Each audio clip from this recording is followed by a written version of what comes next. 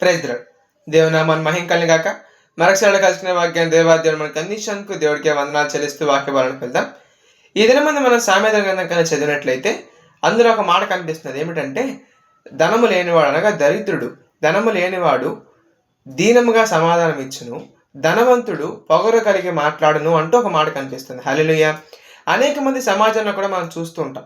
ఎవరైతే డబ్బులు లేకుండా ఉంటారో వాళ్ళందరూ కూడా మ్యాక్సిమం ఎలా మాట్లాడుతూ ఉంటారు, రిక్వెస్ట్గా మనవిపూర్వకంగా వెళ్తూ ఉంటారు. అదే డబ్బులు ఉన్నవాడు ఏం చేస్తాడు, తనకు డబ్బులు ఉంది కదా అన్న గర్వంతో ఏం చేస్తుంటాడంటే, నా దగ్గర ఉంది, నన్ను ఎవరు ఇంకేం చేయగలరు అన్నట్టు గర్వంగా మాట్లాడుతూ ఉంటారు. కానీ బైబిల్ గ్రంథంలో మనం చదువుతున్నట్టుగా మనం ఏం చేయాలంటే, మనం ధనవంతులుగా ఉన్నప్పటికీ కూడా శాంత గుణం కలిగి మనం ఉండగలగాలి. ఎందుకంటే బైబిల్ గ్రంథంలో కానీ ప్రపంచంలో కానీ ప్రతి ఒక్క చోట కూడా క్రైస్తవులను కానీ ప్రతి ఒక్కరికి గుర్తొచ్చేది శాంతి, ప్రేమ మాత్రమే.